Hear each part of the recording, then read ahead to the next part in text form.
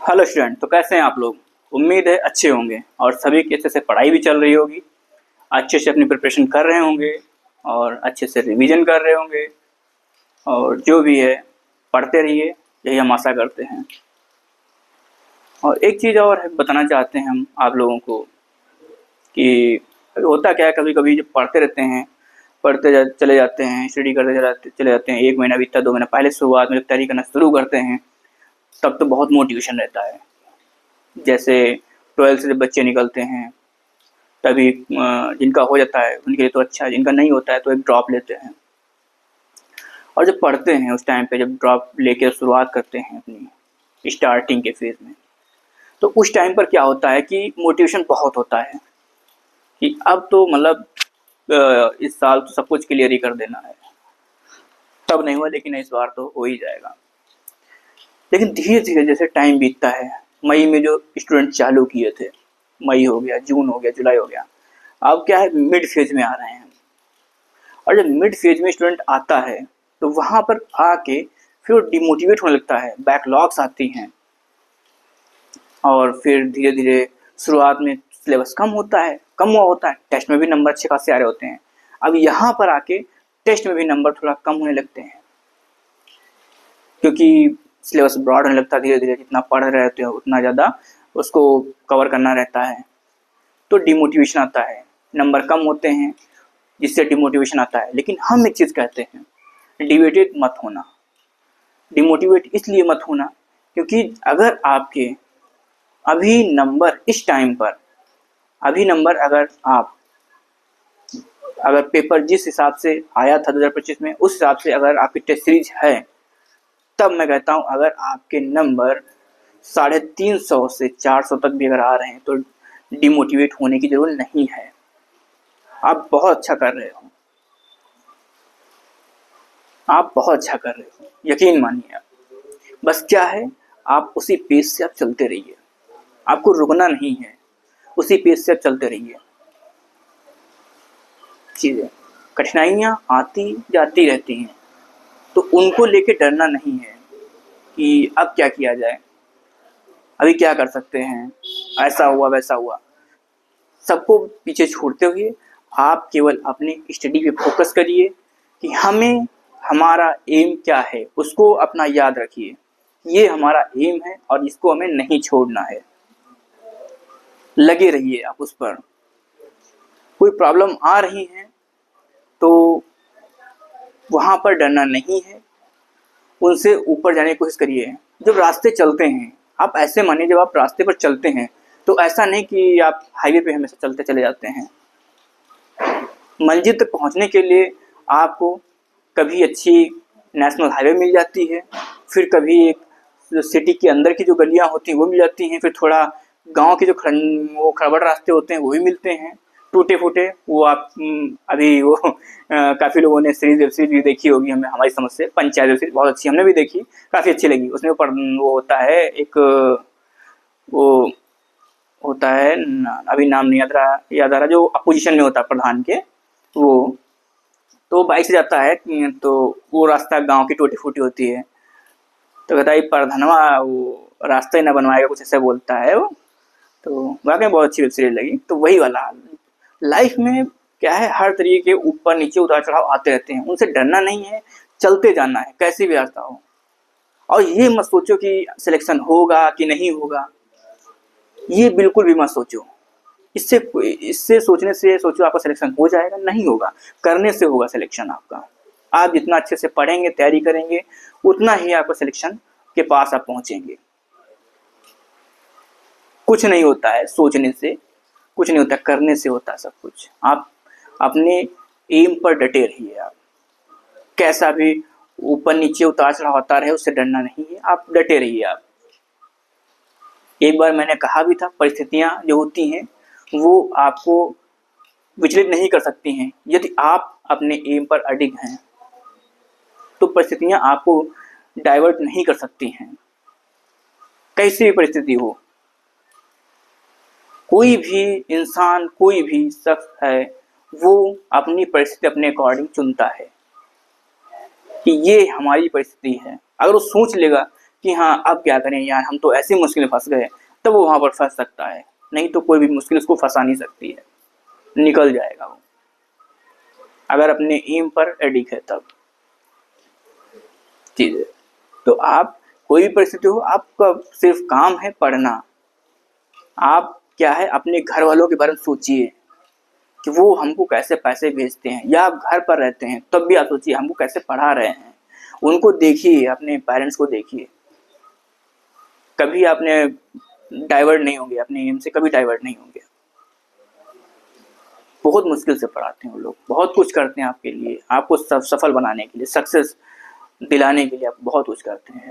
इसीलिए आप कभी डाइवर्ट मत होइए, अपने एम पर लगे रहिए, और प्रोबेबिलिटी यही है जो लास्ट तक एकदम लगा रहेगा तो उसको सफलता जरूर मिलेगी, सक्सेस जरूर होगा। और जिनको काफ़ी टाइम हो गया है तैयारी करते हुए, 1 ड्रॉप हो गया, 2 ड्रॉप हो गया, 3 ड्रॉप हो गया है, तो वो भी अपने डाइवर्ट ना हो, लगे रहें। अगर मन कर रहा है उनका तो अपना चलते जाएं, अगर मन कर रहा है कि हाँ भाई ये ड्रॉप लिए हैं तो इसमें हम तैयारी करना, हमको प्रिपरेशन करना है, तो करें, वो भी कोशिश करें। अगर अंदर से इच्छा कर रही है तो कोशिश करें, वो कर लें और जी जान से करें। फिर वो दिमाग में ये ना रखिए कि इस साल अगर नहीं हुआ तब क्या होगा। जब भी स्टूडेंट के मन में ये होता है कि इस साल अगर नहीं हुआ तब क्या होगा, वहीं पर उसका नहीं होता सिलेक्शन, क्योंकि उसके मन में डर बैठा होता है, नहीं हो सकता है उसका सिलेक्शन। आप फ्री माइंड से सिलेक्शन, आप फ्री माइंड से एग्जाम दीजिए। आप देखिए होंगे कोई भी एग्जाम दिए होंगे तो उसमें अगर ऐसे चले गए होंगे, वो एग्जाम पढ़ के नहीं गए होंगे, आप ऐसे ही कोई भी एग्जाम दे दिए होंगे। बहुत लोग, बहुत स्टूडेंट ऐसे होते हैं जो प्रिपरेशन नहीं करते हैं और 12th के बाद में ये नीट का एग्ज़ाम देते हैं। काफ़ी जो स्मॉल सिटी से आते हैं, गांव से आते हैं, तो वो ऐसे एग्ज़ाम दे देते हैं 12th के बाद में। कितना बहुत अच्छा उनका रिस्पांस रहता है। देन 1 ड्रॉप 2 3 ड्रॉप लेने के बाद में उस हिसाब से, क्योंकि होता क्या है, इसलिए उनका अच्छा ड्रॉप, क्योंकि उनके मन में कोई डर नहीं होता है, इसलिए उनका अच्छा रिस्पांस होता है एग्ज़ाम में, क्योंकि वो फेयरलेस होते हैं। और होता क्या, 1 2 3 साल जब हो जाते हैं उनको तैयारी करते हुए, प्रिपरेशन करते हुए, तब उनके मन में एक चीज़, ये इस चीज़ का डर बैठा रहता है कि अगर इस साल नहीं हुआ तब क्या होगा। इसलिए वो क्या होता है, फिर वो रह जाते हैं। तो इसी चीज़ से बचना है और अपने डर के आगे बढ़ो। वो एक ऐड आता है ना, वो देखियो ना, डर के आगे जीत है।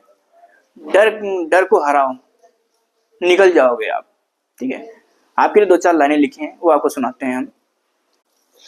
माना कि मंजिल कठिन है पर तुझे चलना होगा, माना कि मंजिल कठिन है पर तुझे चलना होगा, जिंदगी चाहे कितनी भी ठंडी क्यों ना हो पर तुझे जलना होगा, जिंदगी चाहे कितनी भी ठंडी क्यों ना हो पर तुझे जलना होगा। माना कि मंजिल कठिन है पर तुझे चलना होगा, माना कि मंजिल कठिन है पर तुझे चलना होगा। जिंदगी है तो बाधाएं भी होंगी, जिंदगी है तो बाधाएं भी होंगी, जीवन के सफर में दुविधाएं भी होंगी, जिंदगी की हर पहेली को हल करना होगा। माना कि मंजिल कठिन है पर तुझे चलना होगा, माना कि मंजिल कठिन है पर तुझे चलना होगा। माना आशा में निराशा मिली है अभी, तभी तो जीने की अभिलाषा मिली है अभी। माना आशा में निराशा मिली है अभी, तभी तो जीने की अभिलाषा मिली है अभी। अब जीवन के हर कल को सफल करना होगा। माना कि मंजिल कठिन है पर तुझे चलना होगा, माना कि मंजिल कठिन है पर तुझे चलना होगा। माना कि अभी जीवन की जेबें खाली हैं, फिर भी दिल में उम्मीद के दिए की उजियाली है। प्रण कर लो जीवन में एक नई पहल करना होगा, प्रण कर लो जीवन में एक नई पहल करना होगा। माना कि मंजिल कठिन है पर तुझे चलना होगा, माना कि मंजिल कठिन है पर तुझे चलना होगा। ये एक हमने कविता लिखी थी कल, बस बैठे बैठे कुछ मन किया लिखने का। ऐसा नहीं, हम भी कभी होता है कि मन कुछ नहीं मन करता है कि क्या किया जाए, तो मैं भी सोचता हूँ, ऐसे लेके बैठ जाता हूँ, कुछ लाइनें लिख लिया कुछ तरीके से, तो वहीं पर कट जाता है और थोड़ा अच्छा भी लगता है। होता क्या, जब कभी अपने स्ट्रीम से हट के काम करते हो तो मन अच्छा हो जाता है। अगर एक ही स्ट्रीम में उसी में लगे रहते हो तो क्या होता है, फिर बोरिंग फील होने लगता है। ये चीज़ है। तो ये तो हो गई आपकी आपको मोटिवेट थोड़ा हो सके, मतलब सोचे कि हो सकता है कि आप मोटिवेट हो जाएं कुछ। बाकी मोटिवेशन खुद से रखिए और डाइवर्ट मत होइए किसी चीज़ को लेके, ठीक है। तो अब क्लास चालू करते हैं। और कहाँ पर थे, इससे जो पहले वाली जो पहले लेक्चर जो था वो, उसमें क्या क्या पढ़ा दिए थे, प्रोटिस्टा कंप्लीट कर दिए थे। नहीं, प्रोटिस्टा में आपका क्राइजोफाइट्स और डायनोफ्लैगेलेट्स, यूग्लिनाइट, ये तो कंप्लीट ही कर दिए थे, ठीक है। और उसके बाद में डायनोफ्लैगेलेट, उसके बाद में यूग्लिनाइट हो गया था, स्लाइम मोल्ड्स भी हो गया था। यहाँ तक कंप्लीट करते थे, स्लाइम मोल्ड्स तक, ठीक है। अब स्लाइम मोल्ड्स के बाद में, स्लाइम मोल्ड्स में क्या बताया था, उसके बाद में आज जो है वो पढ़ाएंगे प्रोटोजोआ। उसमें कौन कौन से प्रोटोजोआ, मतलब कुछ है, एक ब्रीफ थोड़ा बता दिए थे उसमें, थोड़ा थोड़ा सा, कि जैसे कि ये यूनिसेलुलर होते हैं और यूनिसेलुलर यूकेरियोट्स होते हैं, इस तरीके से आपको थोड़ा बहुत बताए थे। और ये अमीबाइड प्रोटोजोन्स होते हैं और सिलेटेड प्रोटोजोन्स होते हैं, फ्लैजेलेट प्रोटोजोन्स होते हैं, स्पोरोजोन्स होते हैं, इस तरीके से आपको बताए भी थे इसमें। बेसिकली अगर आपको थोड़ा रिवीजन करा देते हैं इसमें, जो यूग्लिनाइट होते हैं, तो यूग्लिनाइट जो होते हैं बेसिकली उसमें क्या होता है कि ये एक कनेक्टिंग लिंक होते हैं, प्लांट और एनिमल के बीच की कनेक्टिंग लिंक होते हैं ये, ठीक है। और क्या है इसमें कि इनके बारे में अगर और जानते हैं थोड़ा सा, तो ये कह सकते हैं कि इसमें जो है ये, जैसे जब लाइट होती है, सनलाइट, तब क्या करते हैं ये फोटोसिंथेसिस करते हैं और फोटोसिंथेसिस करके खाना बना लेते हैं अपना, क्योंकि इनमें क्लोरोफिल ए पाया जाता है, ठीक है। क्या होता है, जब सनलाइट प्रेजेंट होती है तभी फोटोसिंथेसिस करते हैं और इनमें क्लोरोफिल ए पाया जाता है, इसलिए फोटोसिंथेसिस करके ये खाना बना लेते हैं अपना। और अगर सनलाइट प्रेजेंट नहीं है तब ये क्या करते हैं, ये हेटेरोट्रॉप्स की तरह बिहेव करते हैं। जो स्मॉल एनिमल होते हैं, स्मॉल ऑर्गेनिज्म होते हैं, उन पर फीड करते हैं फिर ये, जब सनलाइट प्रेजेंट नहीं होती है, ठीक है।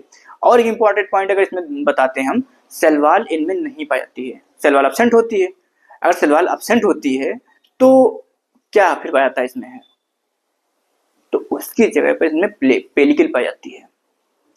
अब पेलिकल का क्या काम होता है, जो पेलिकल होती है वो बेसिकली क्या करती है, बॉडी को फ्लेक्सिबिलिटी प्रोवाइड कराती है। पेलिकल होती क्या है कि ये प्रोटीन रिच लेयर होती है पेलिकल, ठीक है, प्रोटीन रिच लेयर होती है ये। तो ये क्या करती है, बॉडी को फ्लेक्सिबिलिटी प्रोवाइड कराती है, ठीक है। इसमें दो फ्लैजिला होते हैं, वो भी फ्लैजिला कैसे होते हैं, दोनों फ्लैजिला कैसे होते हैं, हेटेरोकॉन्ट होते हैं, मतलब डिफरेंट लेंथ के होते हैं। हेटेरोकॉन्ट होंगे, डिफरेंट लेंथ के होते हैं, ठीक है। तो इससे क्या होता है, इनको हेटेरोकॉन्ट बोलते हैं, डिफरेंट लेंथ के होते हैं, ठीक है। अब ये हो गया, यहाँ पर जो इंपॉर्टेंट लाइनें थी वो यहाँ पर बता दी है। उसके बाद में आते हैं स्लाइम मोल्ड्स, ठीक है। अब स्लाइम मोल्ड्स की अगर हम बात करते हैं तो स्लाइम मोल्ड्स में क्या होता है कि इनका कुछ बिहेवियर जो होता है थोड़ा फंजाई के जैसा होता है, ये डिकम्पोजर्स होते हैं, इसीलिए इनको क्या बोलते हैं, इनको जो है एनिमल और फंजाई के बीच की कनेक्टिंग लिंक बोलते हैं इनको, ठीक है। और जो है ये हेटेरोट्रॉप्स होते हैं, क्या करते हैं, डिकम्पोज करते हैं ये, ठीक है। ये क्या करते हैं, प्लाज्मोडियम बनाते हैं। जैसे कोई पत्ती है या पेड़ से कोई टहनी गिर गई तो क्या करते हैं, ये उस पर फीड करेंगे और वहां क्या करेंगे, ये प्लाज्मोडियम बनाते हैं। जब फेवरेबल कंडीशन होती है तब प्लाज्मोडियम बना लेंगे ये। और प्लाज्मोडियम बनाने के बाद में उसके बाद ये क्या करते हैं, जब अनफेवरेबल कंडीशन आती है, तो उस टाइम पर क्या होता है कि ये डिफरेंशिएट हो जाते हैं प्लाज्मोडियम, और डिफरेंशिएट होकर क्या बनाते हैं, फ्रूटिंग बॉडी बनाते हैं ये, ठीक है। यहां तक समझ में आया आपको, ठीक। फ्रूटिंग बॉडी बनाते हैं। अब फ्रूटिंग बॉडी पर क्या होगा कि उसके ऊपर स्पोर लग जाते हैं, उसके ऊपर क्या लगे होते हैं, स्पोर लगे होते हैं फ्रूटिंग बॉडी के टिप पर। ये आप एनसीईआरटी में भी लाइन लिखी हुई है।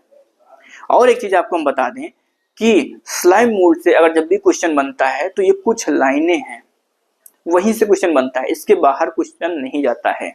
अगर हम स्लाइम मोल्ड की बात करते हैं तब तो क्या होता है, जो स्पोर लगे होते हैं फ्रूटिंग बॉडी के टिप पर, इन पर क्या होता है, ट्यूब वॉल पाई जाती है। वैसे तो सेल वॉल एब्सेंट होती है, ठीक है, लेकिन जो स्पोर होते हैं उसके ऊपर ट्री वॉल पाई जाती है, जो कि वो सरवाइव कर सकते हैं, अनफेवरेबल कंडीशन में भी सरवाइव कर सकते हैं वो, और वो एयर करंट के थ्रू डिस्पर्स होते हैं एक जगह से दूसरी जगह जाके, इस तरीके से एयर करंट की तरह डिस्पर्स हो जाते हैं। ठीक है, अब आते हैं यहाँ पर क्या होता है, यूग्लिनाइट और स्लाइम मोल्ड कंप्लीट हो जाता है, मतलब दो कंप्लीट हो गए। कौन कौन से, एक फोटोसिंथेटिक प्रोटिस्ट और दूसरे डिकम्पोजर्स। अब क्या है, अब चालू करते हैं कौन से, अब चालू करते हैं अमीबॉइट, अब मतलब ये प्रोटोजोन चालू करते हैं। ठीक है, अमीबॉय, अब ये पहला जो है इसमें अमीबॉइड प्रोटोजोन्स, उसके बाद फ्लैजिलेटेड प्रोटोजोन्स आपको पढ़ाएंगे, फिर सीलेटेड प्रोटोजोन्स पढ़ाएंगे, फिर स्पोरोजोन्स आपको पढ़ाएंगे। ठीक है, तो अगर हम इसके बारे में बताते हैं आपको प्रोटोजोन्स के बारे में, तो प्रोटोजोन्स जो होते हैं ये प्रिमिटिव रिलेटिव टू एनिमल, सबसे करीबी रिलेटिव होते हैं किसमें, किसके, एनिमल के।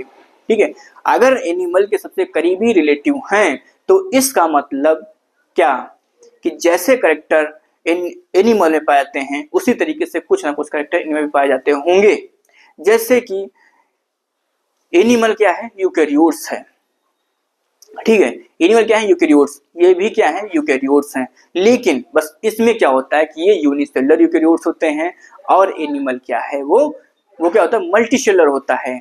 अब क्या बताएंगे हम इसमें कि अगर ये यूकैरियोट्स हैं तो इसमें ट्रू न्यूक्लियस भी पाया जाएगा। ठीक है, अगर ये यूकैरियोट्स हैं तो इनमें ट्रू न्यूक्लियस पाया जाएगा। अगर ट्रू न्यूक्लियस पाया जाएगा तो इसका मतलब न्यूक्लियर मेम्ब्रेन प्रेजेंट होगी। ठीक है, अगर ट्रू न्यूक्लियस पाया जाएगा तो इसका मतलब न्यूक्लियर मेम्ब्रेन प्रेजेंट होगी। ठीक है, और क्या चीज कि इनमें न्यूट्रिशन जो होता है वो हेटेरोट्रॉफिक न्यूट्रिशन होगा। कैसा होगा, हेटेरोट्रॉफिक न्यूट्रिशन होगा, यूकैरियोट्स है ना, तो हेटेरोट्रॉफिक न्यूट्रिशन होगा। अब आते हैं यहाँ पर, तो ये कुछ चीजें हो गई। अब कितने टाइप के प्रोटोजोन्स होते हैं, तो अमीबॉइड प्रोटोजोन्स होते हैं, फ्लैजिलेटेड प्रोटोजोन्स होते हैं, और उसके बाद में सिलेटेड प्रोटोजोन्स होते हैं। सिलेटेड प्रोटोजोन्स के बाद में स्पोरोजोन्स होते हैं। तो अमीबॉइड जो प्रोटोजोन्स होते हैं उनमें क्या आता है, जैसे आपका ये एंट अमीबा जो होता है क्या डिसेंट्री कॉज करता है। ठीक है, ये आ जाता है। इसमें एक इंपॉर्टेंट लाइन ये भी है जो एग्जाम में पूछी जाती है कि इनमें जो लोकोमोशन के लिए कौन सा ऑर्गन या किस तरीके लोकोमोशन पाता है, मतलब क्या पाया जाएगा लोकोमोशन के लिए, तो इनमें फास्फेट पाए जाते हैं जिनको हम स्यूडोपोडिया बोलते हैं। स्यूडोपोडिया इनमें पाया जाता है जो कि लोकोमोशन में हेल्प करता है। और एक एनसीईआरटी में लाइन दे रखी है जो पूछी जाती है एग्जाम में, वो पूछी जाती है कि जो मरीन फार्म होती है, इनकी जो मरीन फार्म होती है अमीबॉइड प्रोटोजोन्स की, उनके ऊपर सिलिका सेल का कवर पाया जाता है, सरफेस के ऊपर सिलिका सेल पाई जाती है। ठीक है, जो कि एग्जाम में पूछी जाती है, कई बार ये भी आ चुकी है, बहुत इंपॉर्टेंट लाइन है ये। ठीक है, तो यहाँ तक ये अमीबॉइड प्रोटोजोन्स हो गए। अब अमीबॉइड प्रोटोजोन्स के बाद में अगर बात करते हैं हम फ्लैजिलेटेड प्रोटोजोन्स की, तो फ्लैजिलेटेड जो प्रोटोजोन्स होते हैं वो क्या होते हैं, फ्लैजिलेटेड प्रोटोजोन्स। सबसे पहले अगर हैबिटाट की बात करते हैं तो हैबिटाट में तो वही फ्रेश वाटर में पाए जाएंगे और मरीन वाटर में पाए जाते हैं, सी वाटर में पाए जाते हैं। ठीक है, उसके बाद में अगर इनमें कुछ इंपॉर्टेंट पॉइंट की अगर बात करते हैं, इंपॉर्टेंट फीचर क्या होता है कि ये स्लीपिंग सिकनेस कॉज करते हैं, स्लीपिंग सिकनेस कॉज करेंगे। ठीक है, और कौन सा फ्लैजिलेटेड प्रोटोजोन्स होता है जो स्लीपिंग सिकनेस कॉज करता है, ट्राइपैनोसोमा गैम्बियंस इसको बोलते हैं। ठीक है, जो कि स्लीपिंग सिकनेस कॉज करता है। उसके बाद में अगर हम लोकोमोटरी ऑर्गन की बात करते हैं तो इनमें फ्लैजिलेटेड प्रोटोजोन, अब पढ़ क्या रहे हैं, फ्लैजिलेटेड प्रोटोजोन्स पढ़ रहे हैं। अगर फ्लैजिलेटेड प्रोटोजोन्स पढ़ रहे हैं तो इनमें मतलब फ्लैजिला पाया जाएगा। बस क्या है इसमें, कुछ ऐसा जो बहुत भारी भरकम कोई रॉकेट साइंस टाइप का कुछ है इसमें नहीं है। अमीबॉइड पढ़ रहे हैं, फिर उसके बाद फ्लैजिलेटेड प्रोटोजोन पढ़ रहे हैं, फ्लैजिलेटेड में फ्लैजिला होता है लोकोमोटरी ऑर्गन, उसके बाद थोड़ा बहुत याद कर लो, एग्जांपल याद कर लो, बस यही एग्जाम में आना है। और जैसे से हम यहाँ पर लिखवाएंगे, जिस सीक्वेंस में लिखवाएंगे आप वैसे याद कर लीजिए इसको, बहुत सिंपल सरल तरीके से लिखवाएंगे आपको, वो भी एक हेडिंग के थ्रू। ठीक है, जिस तरीके से हेडिंग डालेंगे उस तरीके से आप सीक्वेंस में आप याद कर लीजिए, एकदम याद हो जाएगा। और मैं इस चीज़ की गारंटी लेता हूँ एग्जाम में इससे बाहर नहीं जाएगा। ठीक है, मॉडिफाई लाइन कर सकते हैं, वो मॉडिफाई कर देंगे, उसको तोड़ मरोड़ देंगे, लेकिन हाँ जो यहाँ लिखवाएंगे, जो भी लाइनें लिखवाएंगे उससे बाहर एग्जाम में नहीं पूछेंगे एनटी वाले। ठीक है, अब आते हैं, अगर हम बात करते हैं 1 मिनट,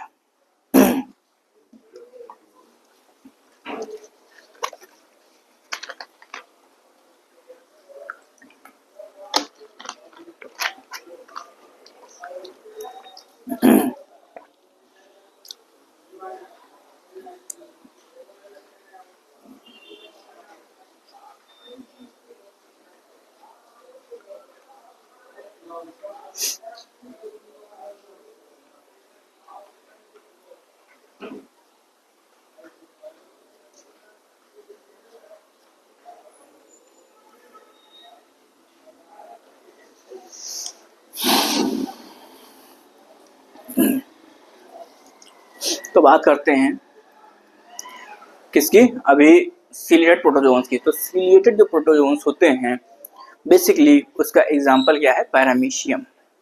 पैरामीशियम एनसीईआरटी में फिगर दे रखा पैरामीशियम का, ठीक है।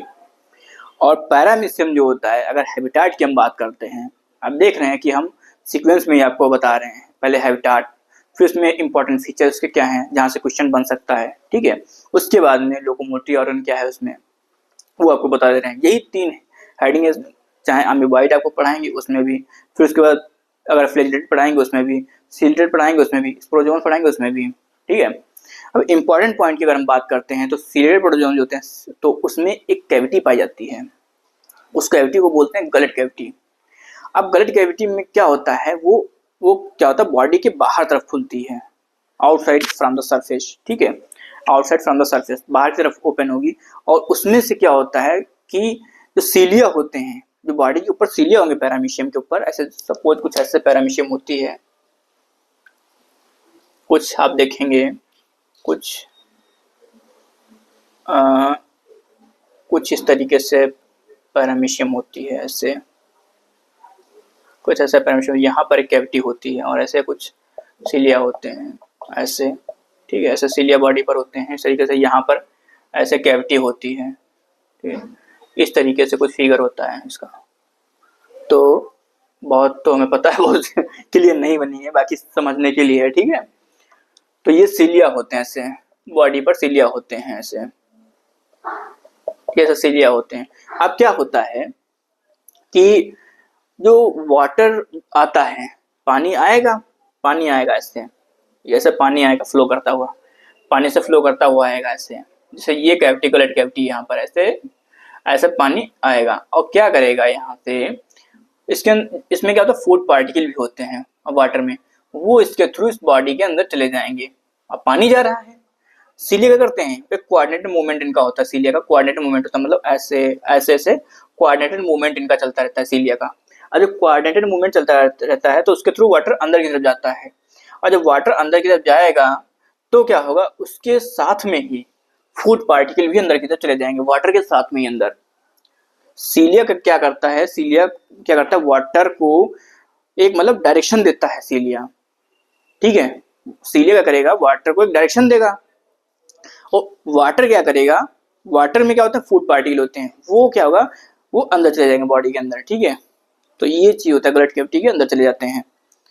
तो ये कुछ इंपॉर्टेंट लाइन है इसमें कि ये इसमें गलट कैविटी पाई जाती है, और वाटर के थ्रू फूड पार्टिकल अंदर चले जाते हैं, और मतलब सीलिया होते हैं वो ले जाते हैं, एक कोऑर्डिनेटेड मूवमेंट देखने को मिलता है सीलिया में, उसके थ्रू वाटर अंदर की तरफ चला जाता है, ठीक है। ये इसका इंपॉर्टेंट पॉइंट हो गया। अब बेसिकली एक क्वेश्चन और बनता है यहाँ से, एक क्वेश्चन यहाँ से और बनेगा, और वो क्वेश्चन ये होता है कि इसमें क्या होता है, टू टाइप के न्यूक्लियस पाए जाते हैं, 2 तरह के न्यूक्लियस पाए जाते हैं, एक होता है मैक्रो न्यूक्लियस और एक होता है माइक्रो न्यूक्लियस। जो मैक्रो न्यूक्लियस होता है उसका क्या काम होता है, वो बेसिकली रेस्पिरेशन में पार्टिसिपेट करता है, ठीक है।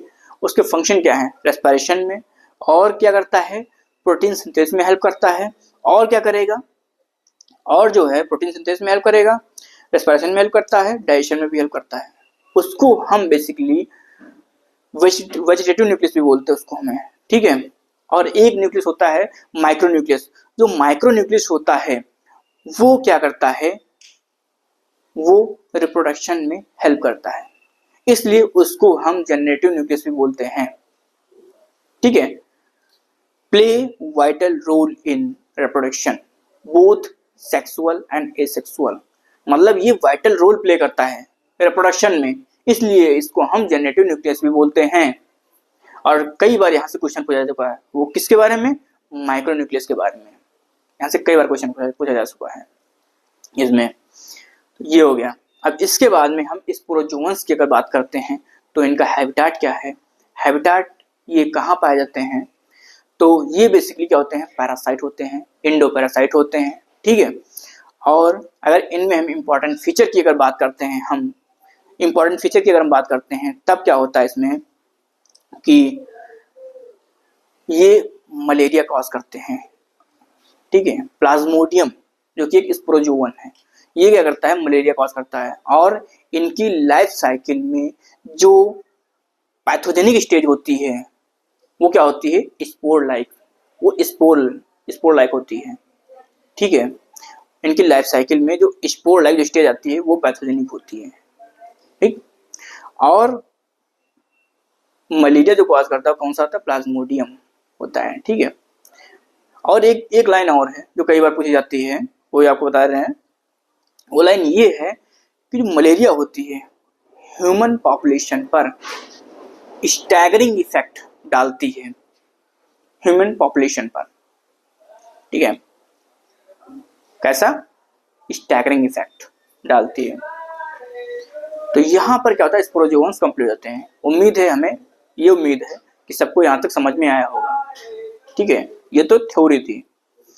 अब आते हैं, तो पहले यहाँ तक आपको लिखवा देते हैं, नोट्स बनवा देते हैं ताकि पहले इसको हम रफ कर दें।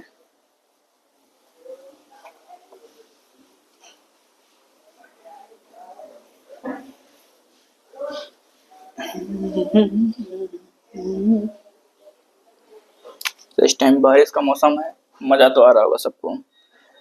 तो टाइप्स तो लिखवा दिए थे उस दिन, तो आज सबसे पहले हम किसके बारे में लिखवाते हैं, सबसे पहले हेडिंग डालते हैं अमीबॉइड प्रोटोजोवन। अब इसमें भी सबसे पहली जो हेडिंग है वो डालेंगे क्या, हैबिटेट। एक सीक्वेंस से ही चलेंगे, ठीक है। क्या है, एक सीक्वेंस से चलेंगे। आप भी अगर ऐसे नोट्स बनाएंगे तो बहुत जल्दी आपको याद हो जाएगा। देखो क्या होता है कि अगर एकदम से बहुत सारी लाइनें लिखवा दें, ठीक है, तो उसको ऐसे जब नोट्स देखते हो तो बहुत बोरिंग लगता है कि इसको कैसे याद करेंगे। लेकिन अगर वही छोटी छोटी अगर हेडिंगों में उसको हम डिवाइड करते हैं तो दिमाग में बहुत जल्दी छप जाता है। अच्छा, हैबिटेट में ये लिखा था, इंपॉर्टेंट फीचर थे उसमें ये लिखा था, लोकोमोटिव क्या ये लिखा था, बस बहुत याद हो जाएगा, सिंपल सा, ठीक है। तो इसीलिए क्या होता है, उसको हम क्या कन्वर्ट कर दिए, इसमें हेडिंगों में कन्वर्ट कर दिए, ठीक है। तो हैबिटेट ये कहाँ पाए जाते हैं सबसे पहले, तो अगर हैबिटेट की हम बात करते हैं वेट प्रोटोजोअन्स की, तो बेसिकली ये कहाँ पाए जाएंगे, फ्रेश वाटर में, ठीक है, फ्रेश वाटर। और कहाँ पाए जाते हैं ये, मरीन वाटर, या फिर इसको हम कह सकते हैं सी वाटर। और एनसीईआरटी में क्या दे रखा है, मॉइस्ट सॉइल में पाए जाते हैं, ठीक है। फ्रेश वाटर, सी वाटर और मॉइस्ट सॉइल में पाए जाएंगे, ठीक। अब उसके बाद में अगली हेडिंग क्या डालते हैं, एक चीज अच्छा और इनका, ये फ्रेश वाटर पाए जाएंगे, सी वाटर और मॉइस्ट सॉइल।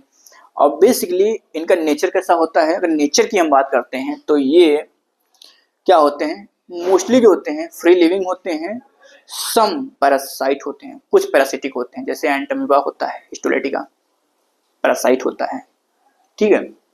तो क्या हम यहाँ पर पहली ऐसे यहीं पर लिखाई दे रहे हैं इसमें कि मोस्टली फ्री लिविंग होते हैं। कैसे होंगे, इसको थोड़ा नीचे लिखते हैं, एक सीक्वेंस में लिखेंगे ज़्यादा अच्छा लगेगा, तो ऐसे तिरछी लाइन जाएगी तो मज़ा नहीं आता है। मोस्टली कैसे होते हैं, मोस्टली फ्री लिविंग होते हैं, लेकिन क्या होता है, सम कुछ कैसे होते हैं, सम पैरासिटिक,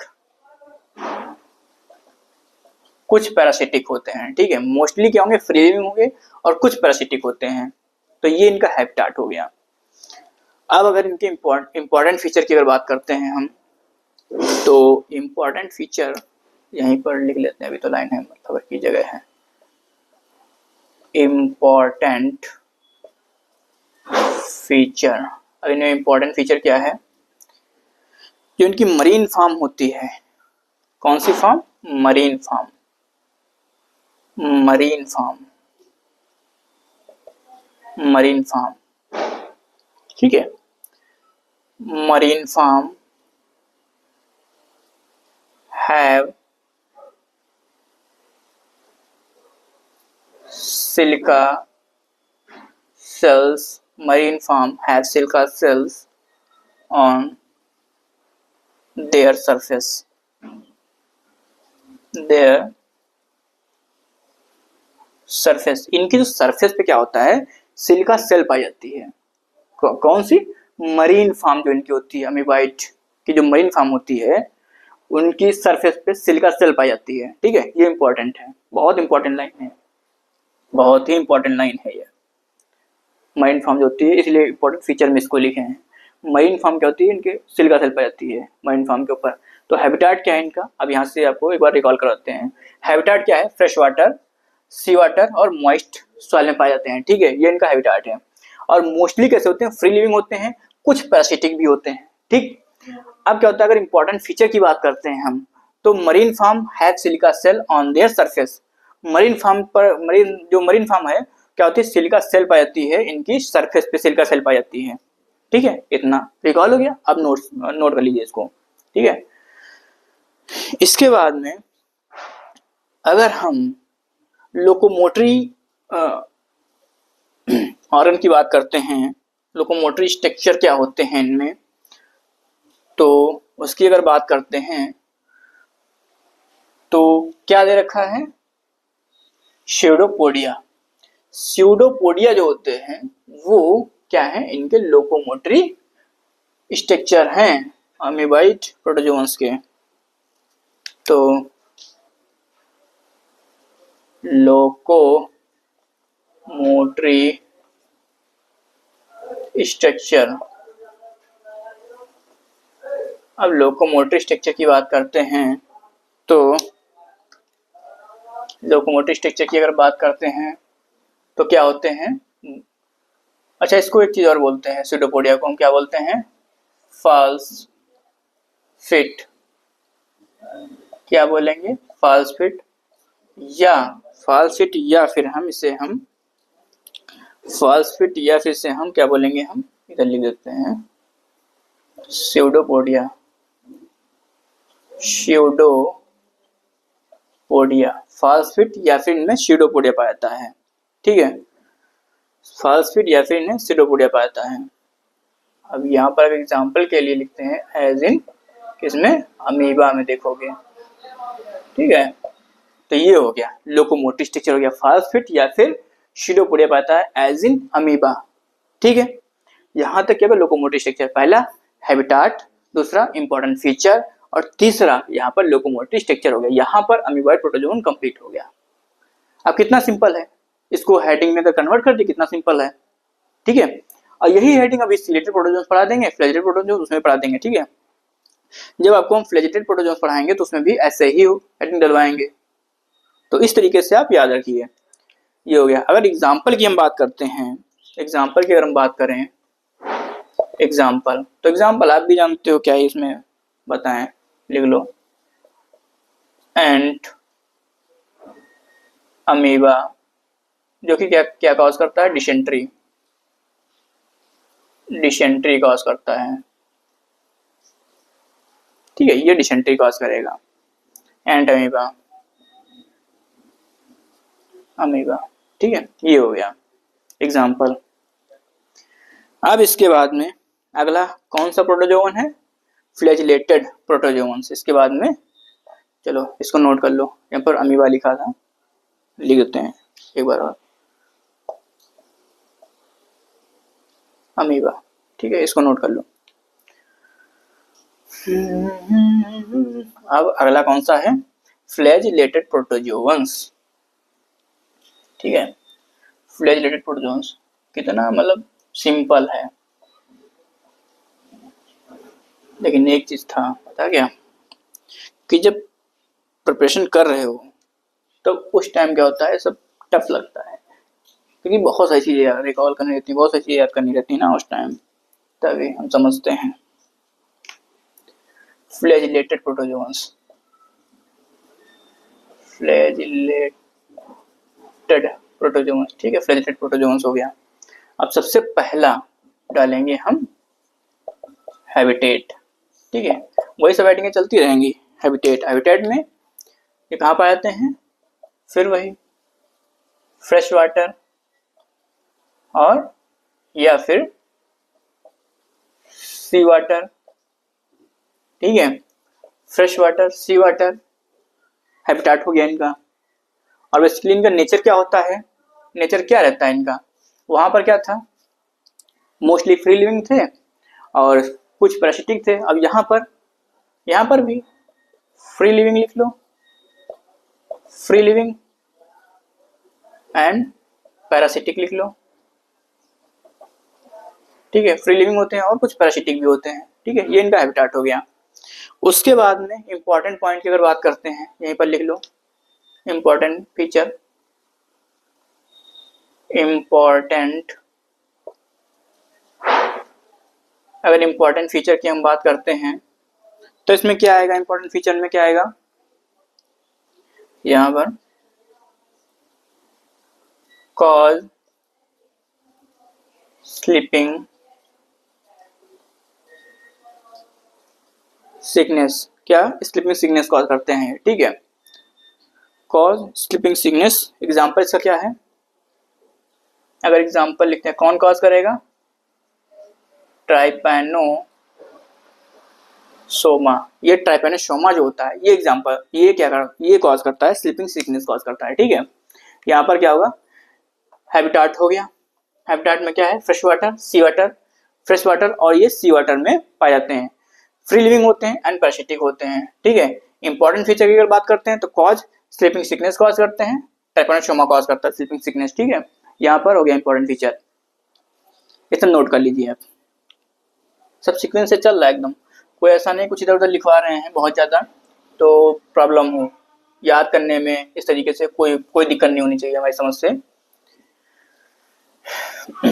वही चीज़ है ना, सोचते हैं कि ये कठिन है तब कठिन है, नहीं सोचते हैं तो फिर कुछ कठिन नहीं होता है, सब सिंपल ही होता है।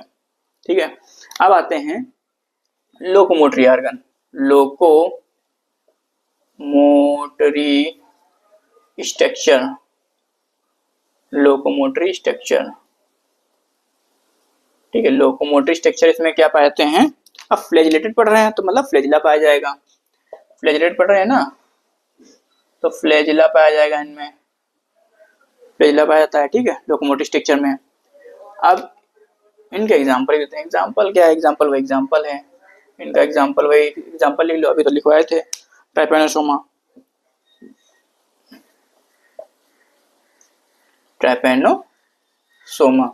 तो ये यहाँ पर फ्लैजिलेटेड प्रोटोजोअन्स कंप्लीट हो जाते हैं। ठीक है, हैबिटेट फ्रेश वाटर या सी वाटर में पाए जाते हैं। उसका तो इंपॉर्टेंट पॉइंट क्या है, ये कॉज करते हैं स्लीपिंग सिकनेस कॉज करते हैं, ट्राइपैनोसोमा वो ये क्या करता है, कॉज करता है। ट्राइपैनोसोमा क्या है, फ्लैजिलेटेड प्रोटोजोअन्स है, ये क्या करता है, स्लीपिंग सिकनेस कॉज करता है। ये एग्जांपल दे रखा है उसमें एनसीईआरटी में। ठीक है, लोकोमोटिव स्ट्रक्चर क्या है, फ्लैजिला होता है। ठीक है, एग्जांपल ट्राइपैनोसोमा, यहाँ पर कंप्लीट होता है फ्लैजिलेटेड प्रोटोजोअन्स कंप्लीट हो जाते हैं। अब अगला होता है सीलेटेड प्रोटोजोअन्स आते हैं। अब अगला क्या है, इतना नोट कर लिए। ठीक है, इसके बाद में आते हैं सीलेटेड प्रोटोजोअन्स। अगर हम सीलेटेड प्रोटोजोअन्स की बात करते हैं तो इसमें क्या आता है, paramecium ciliated protozoans, ciliated protozoans. ठीक है, अगर सीलिएटेड प्रोटोजोअन्स की बात करते हैं सबसे पहले, फिर वही हेडिंग हैबिटेट। ठीक है, हैबिटेट में क्या है, वही हैबिटेट में वही क्या, फ्रेश वाटर या फिर क्या, सी वाटर, फ्रेश वाटर, सी वाटर,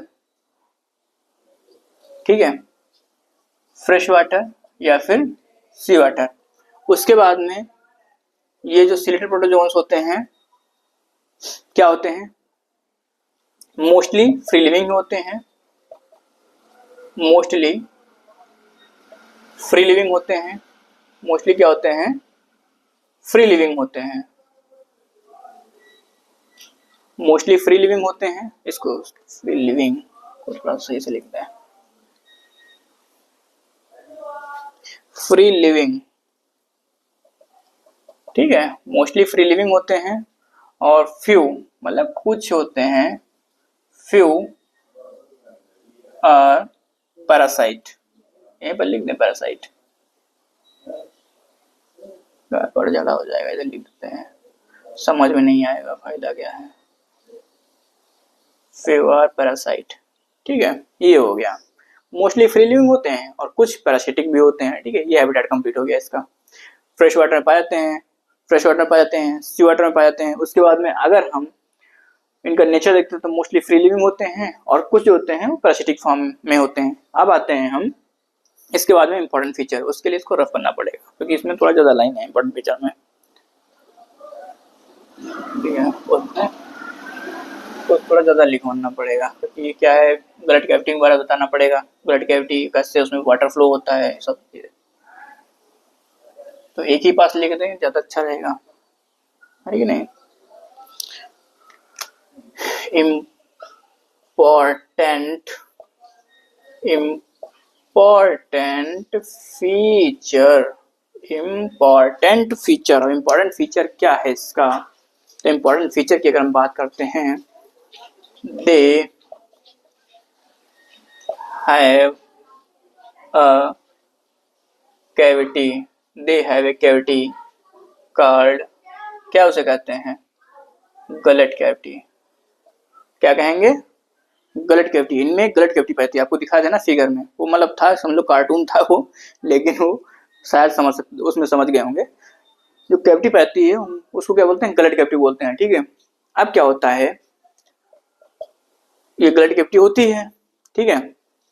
अब क्या है, ये जो कैविटी होती है, ये कैविटी क्या होती है, बॉडी के बाहर ओपन होती है कैविटी, जैसे आपको दिखाया था ना वैसे बॉडी के बाहर ओपन होती है। सीलिया वाटर ला रहे थे, उसके साथ में फूड ला रहे थे, वहां से वाटर एंटर हो रहा था, ठीक है, वही open, open outside from, open outside from the body surface, मतलब ये बाहर ओपन होती है, ये बॉडी सरफेस से कहाँ बाहर ओपन होगी, open outside from the body surface, ये बाहर ओपन होती है, ठीक है।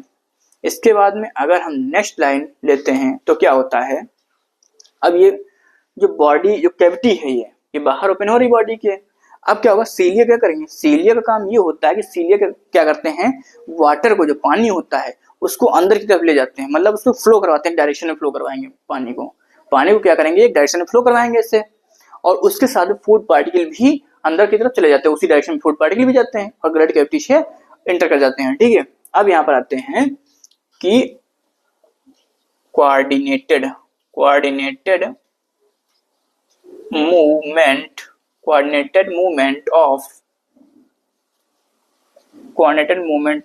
रो ऑफ सीलिया, लिख लो, coordinated movement of row of cilia, मतलब जो सीलिया की जो रो होती है वो एक कोऑर्डिनेटेड मूवमेंट में से चलती है ना, उसी के साथ में से वाटर चलेगा, उसी के साथ में फूड पार्टिकल चलेंगे, तो इस तरीके से मतलब उसका रो जो होती है सीलिया की वो कोऑर्डिनेटेड मूवमेंट करती है। तो coordinated movement of row of cilia क्या करती है, कॉज वाटर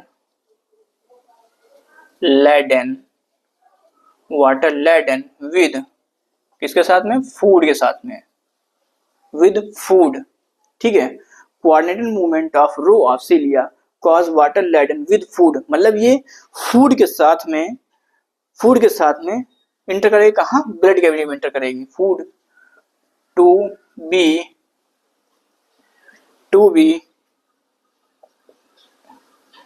स्टीर्ड इनटू, कहाँ, गलेट, मतलब ये फूड जो होता है, फूड ये वाटर के साथ में एंटर करेगा गलट में, उसी की साथ में, उसी के राह पे ऐसे कर सकते हो। ठीक है, वाटर क्या होगा, सॉरी फूड क्या होगा, वाटर के साथ में एंटर करेगा कहाँ, गलट कैविटी में, उसी के साथ में चलता है ये फूड पार्टिकल, वाटर के साथ में चलते चले जाएंगे और गलट कैविटी में एंटर कर जाएंगे। ठीक है, ये इसके कुछ इंपॉर्टेंट फीचर हो गए, इनको याद कर लीजिए आप। एक तो कहाँ पूछा जाएगा आपको बताते हैं आपको, एक तो आपको ये पूछा जाएगा, ये अगर एग्जाम में आता है ये पूछा जाएगा कि गलट कैविटी किस में पाई जाती है, गलट कैविटी किस में पाई जाती है ये पूछेंगे। और गलट कैविटी किस में पाई जाती है, जैसे कि हमें वाइट प्रोटोजोन दे देंगे, फ्लैजेलेटेड प्रोटोजोन दे देंगे, स्प्रोजोन दे देंगे और सीलेटेड प्रोटोजोन दे देंगे, तो इसका आंसर क्या होगा, सीलेटेड प्रोटोजोन इसका आंसर हो जाएगा। ठीक है, तो आप इसको नोट कर लीजिए। गलट कैविटी, इनमें गलट कैविटी पाई जाती है जो कि ओपन होती है, कहाँ, बॉडी सरफेस से बाहर की तरफ ओपन होगी, और जो सीलिया होते हैं वो क्या करेंगे, वो क्या करते हैं, उनका कोऑर्डिनेट मूवमेंट होता है एक तरफ को, उसके जिससे क्या होता है, वाटर क्या होता है एक डायरेक्शन में मूव करेगा, उसके साथ में फूड पार्टिकल साथ में चलते चले जाएंगे, कहाँ, गलट कैविटी में एंटर कर जाएंगे, गलट कैविटी में एंटर कर जाएंगे। ठीक, ये हो गया इंपॉर्टेंट फीचर हो गया। ठीक, सर नोट कर लीजिए आप। अब आते हैं इसके बाद में एग्जाम्पल। अब एग्जाम्पल क्या ही बताएं, एग्जाम्पल तो आप सबको पता होगा ये सब क्या ही एग्जाम्पल है। तो एग्जाम्पल की अगर बात करते हैं तो वो है पैरामीशियम, और पढ़ क्या रहे हैं, सीलिएटेड प्रोटोजोअन्स की पढ़ रहे हैं। अगर हम सीलिएटेड प्रोटोजोअन्स पढ़ रहे हैं तो लोकोमोटरी स्ट्रक्चर क्या होगा इसमें, अगर हम सीलिएटेड प्रोटोजोअन्स पढ़ रहे हैं तो लोकोमोटरी स्ट्रक्चर क्या होगा, लोकोमोटरी स्ट्रक्चर क्या होगा, लोकोमोटरी स्ट्रक्चर क्या होगा इसमें, तो लोकोमोटरी स्ट्रक्चर की अगर हम बात करते हैं तो वो क्या होगा, सीलिया होगा, ये हो जाएगा सीलिया। ठीक है, उसके बाद में एग्जाम्पल की अगर हम बात करते हैं, एग्जाम्पल की बात करते हैं तो वो क्या हो जाएगा, वो भी आपको पता ही होगा, पैरामीशियम, पैरामीशियम हो जाएगा। ठीक है, तो ये यहाँ पर सीलिएटेड प्रोटोजोन्स कंप्लीट होते हैं। हैबिटेट आपको बता दिए, इंपॉर्टेंट फीचर आपको बता दिए, लोकोमोटिव स्ट्रक्चर बता दिए, एग्जांपल बता दिए। देखो एक सीक्वेंस से चल रहा है, ठीक है, और नोट्स बनाना और पढ़ना तो इसी सीक्वेंस में पढ़ना, आपको बहुत मजा आएगा पढ़ने में, आप भूलोगे नहीं, इसको नोट कर लीजिए। ठीक है, अब आते हैं इसके बाद में अगला पॉइंट क्या है, सीलिएटेड हो गए। अब सीलिएटेड प्रोटोजोन्स के बाद में आता है स्पोरोजोन्स, स्पोरोजोन्स, स्पोरोजोन्स, प्रोटोजोन। अब स्पोरोजोन्स की अगर हम बात करते हैं तो सबसे पहले हेडिंग कौन सी पड़ेगी, आपको पता ही होगा हेडिंग कौन सी पहले डालेंगे हम, हैबिटेट। अब इनका हैबिटेट क्या है, अगर हम हैबिटेट की अगर हम बात करते हैं, कि स्पोरोजोन्स के हैबिटेट की अगर हम बात करते हैं, लेकिन एक चीज हम भूल गए आपको बताने के लिए, आपको लोकोमोटरी स्ट्रक्चर बता दिए, एग्जाम्पल बता दिए, लेकिन जो एक क्वेश्चन और बनता है वो न्यूक्लियस पे बनता है, वो हम आपको बताना भूल गए। चलो पहले वो हम बता देते, फिर आपको यहाँ पर हम ये बताते हैं। ठीक है, रिकॉर्डेड लेक्चर में ये सही रहता है कि ऐसे गलत नहीं होता है। तो types of nuclei, types of nuclei, ये किसमें, सीलिएटेड प्रोटोजोन्स में है हेडिंग। ये जो ये हेडिंग डाले हैं, ये किसमें हेडिंग है, ये किसमें हेडिंग है, ये सीलिएटेड प्रोटोजोन्स में, टाइप्स ऑफ न्यूक्लियाई इन सीलिएट्स, सीलिएट्स लिख दे। ठीक है, यहाँ पर सीलिएट्स। तो अब इसमें टू टाइप्स ऑफ न्यूक्लियाई होते हैं, two types of nuclei, two types of nuclei, दो तरह की न्यूक्लियाई पाई जाती हैं। कौन कौन सी होती हैं, नंबर एक कौन सी न्यूक्लियाई होती है, मैक्रो न्यूक्लियाई, मैक्रो न्यूक्लियाई, और दूसरी कौन सी होती है, माइक्रो न्यूक्लियाई, माइक्रो न्यूक्लियाई, दो न्यूक्लियाई होती हैं, टू टाइप ऑफ न्यूक्लियाई, दो तरह की न्यूक्लियाई पाई जाएंगी इसमें, एक माइक्रो न्यूक्लियाई, एक माइक्रो न्यूक्लियाई। अब इनके काम बता देते हैं, मतलब रोल क्या है इनके, और तब जाके मतलब ये कंप्लीट होता है, क्योंकि यहाँ से इसके बारे में पूछ लिया जाता है, जो ये माइक्रो न्यूक्लियाई है इसके बारे में पूछ लेते हैं, इसलिए यहाँ पर हम इसको बताने चाह रहे हैं आपको, ठीक है। तो इसको नोट कर लो। तो सबसे पहले आते हैं, सबसे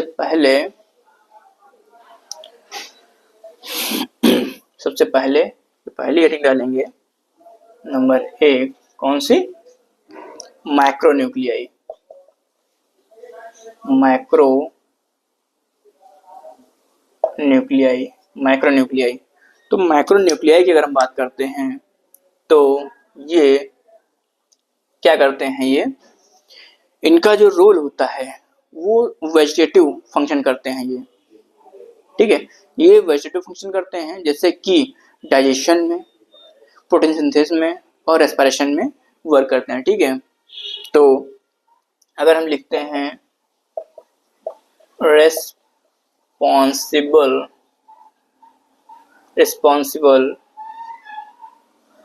फॉर काहे के रिस्पॉन्सिबल होते हैं, रिस्पॉन्सिबल फॉर वेजिटेटिव फंक्शन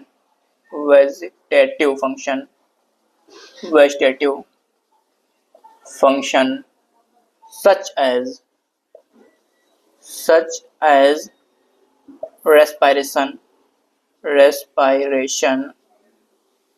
ठीक है। responsible for vegetative functions such as respiration, protein synthesis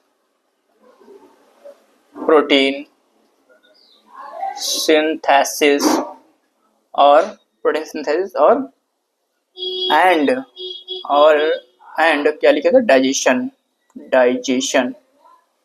ठीक है। इतना याद कर लो। ये हो गया मैक्रोन्यूक्लियस। जो मैक्रोन्यूक्लियस होता है वो responsible for the vegetative function such as respiration, protein synthesis and digestion में पार्टिसिपेट करते हैं, ठीक है। इसलिए इसको जो मैक्रोन्यूक्लियस होता है उसको हम वेजिटेटिव न्यूक्लियस भी बोलते हैं, लेकिन इतना जाने की जरूरत नहीं है, हमें पता है वहां तक जाने की जरूरत नहीं है। खाली इतना इसके बारे में जान लो कि मैक्रोन्यूक्लियस का क्या काम, मतलब इसमें दो तरह के न्यूक्लियस जो सीलिएट्स होते हैं उनमें दो तरह की न्यूक्लियस होती है, और एक जो मैक्रोन्यूक्लियस होता है वो उसका responsible for the vegetative function, उसका किस लिए रिस्पॉन्सिबल होता है, रेस्पिरेशन के लिए, प्रोटीन सिंथेसिस के लिए और डाइजेशन के लिए रिस्पॉन्सिबल होता है, ठीक है।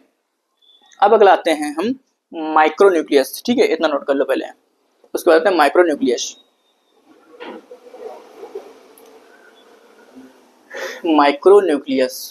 अब अगला कौन सा है, माइक्रोन्यूक्लियस नंबर 2। ये इंपॉर्टेंट है, यहाँ से कई बार क्वेश्चन हो जा चुका है। माइक्रोन्यूक्लियाई।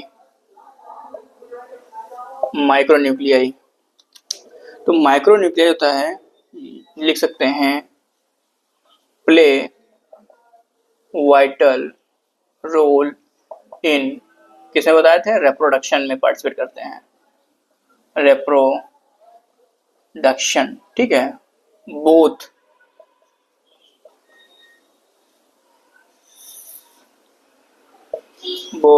कौन सा, सेक्सुअल एंड एसेक्सुअल दोनों में पार्टिसिपेट करते हैं, ठीक है। Both play vital role in reproduction, both sexual and asexual दोनों में ये वाइटल रोल प्ले करते हैं, ठीक है, माइक्रोन्यूक्लियाई। और ये क्वेश्चन पूछा जा चुका है कई बार। अब एक लाइन और इसको लिख लो कि इसको क्या कहते हैं, क्योंकि ये बहुत इंपॉर्टेंट है, यहाँ से कई बार क्वेश्चन आए, इसीलिए इसमें ये भी लिखवा दे रहे हैं। इसको क्या कहेंगे, आल्सो known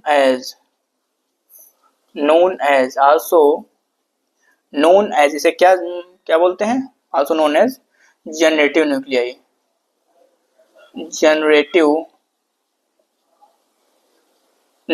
इससे जनरेटिव न्यूक्लियाई बोलते हैं, ठीक है।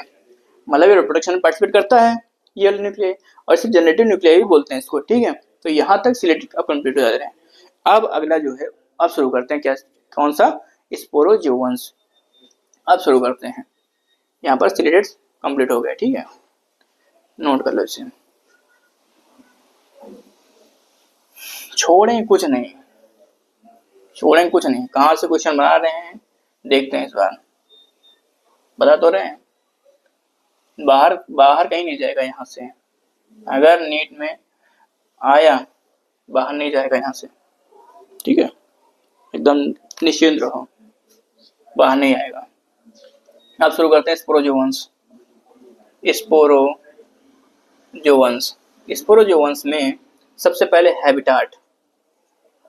अगर हम हैबिटेट की बात करते हैं स्पोरोजोवन, तो बेसिकली हैबिटेट की अगर हम बात करते हैं तो ये मतलब एंडोपैरासाइट होते हैं। अगर हम हैबिटाट की बात करते हैं तो ये एंडोपैरासाइट होते हैं ये, ठीक है, पैरासिटिक होते हैं ये। और इम्पॉर्टेंट फीचर तो आपको बता ही दिए थे इसके, ठीक है। तो अगर हम हैबिटाट की बात करें, वो तो आपको पता ही है कि ये एक चीज इसमें लाइन और लिख लो, मतलब एंडोपैरासाइट तो होते हैं, ये लिख लो आप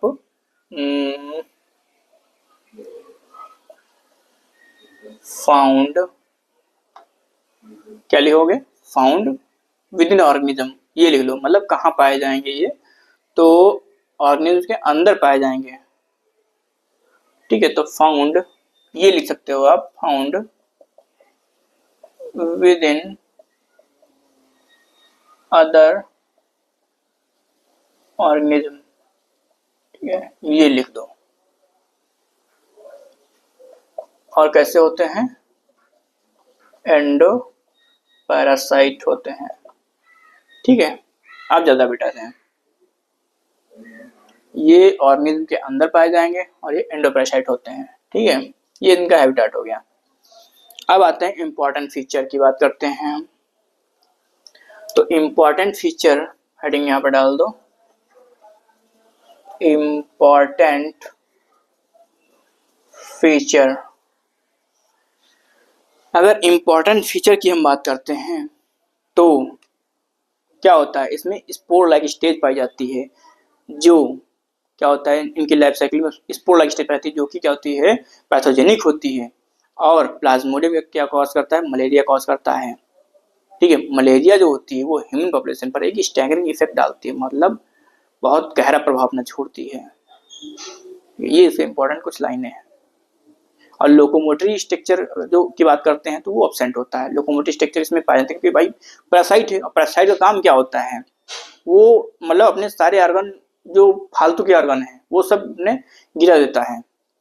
बेसिकली क्या करता है, जो भी पैरासिटिक फॉर्म होती है वो केवल डाइजेस्टिव सिस्टम उसका रह जाता है, बस डाइजेस्टिव सिस्टम भी गिरा देता है, वो केवल न्यूट्रिशन लेता है बॉडी से, बस। मतलब वो क्या होता है, पैरासाइट ही है वो, तो क्यों फालतू का अपने बेफालतू की चीजें रखी अपने बॉडी में, ठीक है, ये चीज है। अभी जैसे कि सपोज अब आपके पिताजी सपोज मान के चलो कि बहुत बड़े बिजनेसमैन हैं, ठीक है। कल को आपका नीड नहीं निकला तो क्या करोगे आप, आगे पिताजी कहेंगे बेटा आ जाओ बिजनेस संभाल लो आके, तो बस बिजनेस संभालना शुरू कर दोगे। क्यों फालतू का अपनी वो मतलब ये जॉब वगैरह ढूंढोगे, ये सोचोगे क्या काम करेंगे, क्यों फालतू का दिमाग लगाओगे, नहीं दिमाग लगाओगे। और ना फिर दौड़ भाग में अपना टाइम खराब करोगे कि जॉब ढूंढे या कुछ इस तरह कुछ कर लें या खाली डिप्लोमा कर लें, कुछ फालतू की चीज़ें नहीं सोचोगे, बस इधर से छोड़ के उधर अपने बिजनेस में लग जाओगे। तो वैसे ही कुछ इसका है, जब इसको बना बनाया खाना मिल रहा है तो क्यों डाइजेस्टिव सिस्टम रखेगा, तो ये सारी चीज़ें होती हैं। क्यों दौड़ भाग के लिए मतलब अपने कोई लोकोमोटिव स्ट्रक्चर रखेगा, ठीक है। अब इम्पोर्टेंट फीचर की बात करते हैं तो क्या होता है, स्पोर लाइक स्टेज प्रेजेंट रहती है,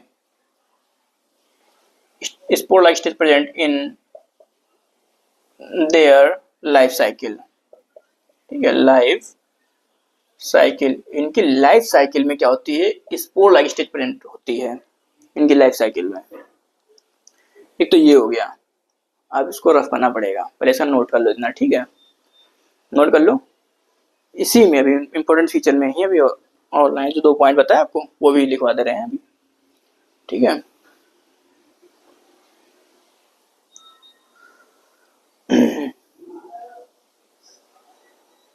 प्लाज्मोडियम, प्लाज्मोडियम हालांकि जब 12th आप पढ़ेंगे तो वहाँ पर बहुत अच्छे से दे रखा है, ह्यूमन वेलफेयर जो है ना उसमें ये यूनिट है, जो ह्यूमन वेलफेयर यूनिट है उसमें ह्यूमन हेल्थ एंड डिजीज में आपको बहुत अच्छे से पढ़ने को मिलेगा।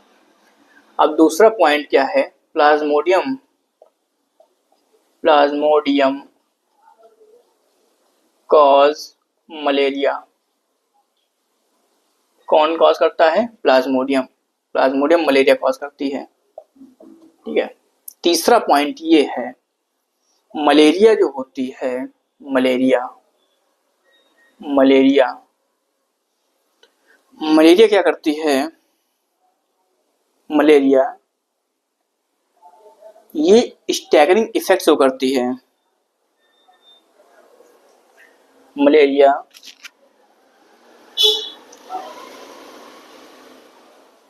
Malaria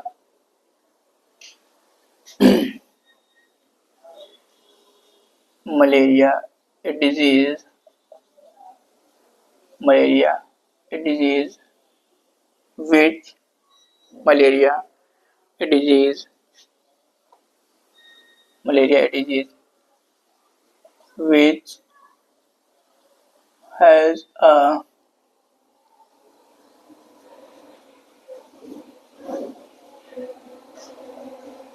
staggering effect on human population,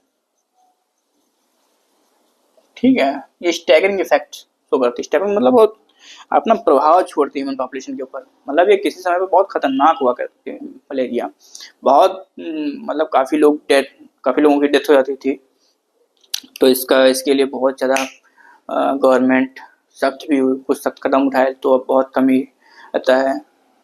और आप देखे होंगे कि पहले ऐड भी आया करते टीवी पे कि जो है मलेरिया से बचने के उपाय बताए जाते थे कि मतलब घर में पानी मत ऐसे जमा रखो, ये सारी चीज़ें इस तरीके से, तो बहुत सारे पहले समय में डेथ होते जाया करती थी मलेरिया से, इसलिए उसके लिए ऐड चलाए गए और दवाइयाँ भी, सारी चीज़ें बहुत बहुत मतलब ध्यान रखा गया, तब जाके मलेरिया लोगों को बहुत कम होता है चीज़ है, ठीक है। तो इसीलिए क्या है, staggering effect on human population, ये इंपॉर्टेंट लाइन है, कई बार पूछी जा चुकी है नीट में, ठीक है, ये बहुत इंपॉर्टेंट लाइन है। प्लाज्मोडियम कॉज मलेरिया, और मलेरिया होती है a disease which has a staggering effect on human population, ठीक है, आप इतना नोट कर लीजिए स्पोरोजोन्स। अब अगली जो हेडिंग है वो वही हेडिंग, अपनी नेक्स्ट हेडिंग कौन सी है, नेक्स्ट है लोकोमोटरी स्ट्रक्चर। अगर हम लोकोमोटरी स्ट्रक्चर की बात करते हैं, लोकोमोटरी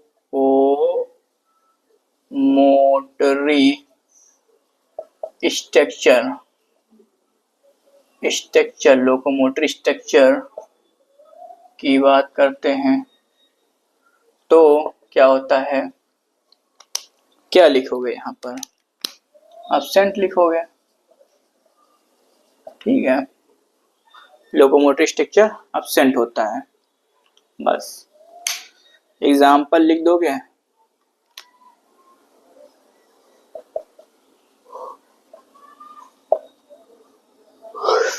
एग्जाम्पल क्या है इसका, प्लाज्मोडियम में लिखोगे अभी जो बताया,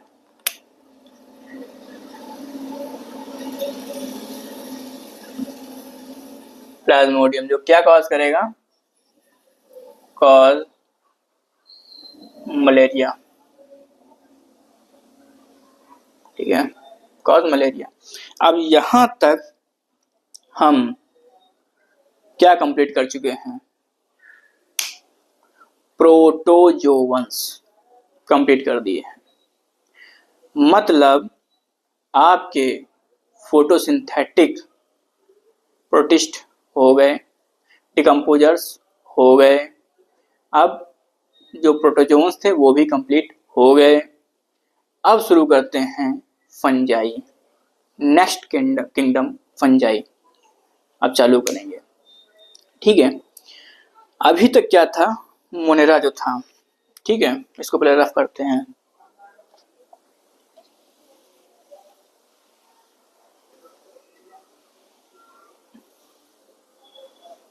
नहीं तो आज हमारा कुछ मन कर रहा है कि यहीं तक रखते हैं और फंजाई को नेक्स्ट सेशन पर शुरू करते हैं, वो सही रहेगा, बेटर रहेगा, ठीक है। जिसमें आपको फिर फाइकोमासिटीज और जो एस्कोमासिटीज एक दो जो क्लासेस हैं वो भी कंप्लीट कर देंगे साथ ही में, ठीक। चलो आज यहीं तक रखते हैं। Okay, thank you.